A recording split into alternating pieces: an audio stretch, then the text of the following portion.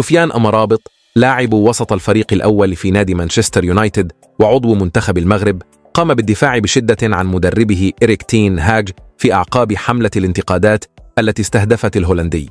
وقد شهدت الفترة الأخيرة انتقادات حادة من قبل الإعلام الإنجليزي بسبب نتائج مانشستر يونايتد في الموسم الحالي، ولكنه استطاع يوم أمس قيادة الفريق إلى الفوز على تشيلسي بنتيجة 2-0. امتدت مسيرة أمرابط مع مانشستر يونايتد إلى صيف العام الماضي بعد انتقاله من فيورنتينا، بداية لمغامرة جديدة في مسيرته الكروية في دوري الدرجة الأولى الإنجليزي.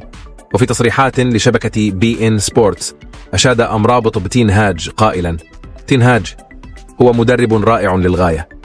وأضاف: بالطبع عملت معه منذ عدة سنوات مع فريق أوتريخت، ومنذ ذلك الحين أظهر نفسه كمدرب مميز بحق.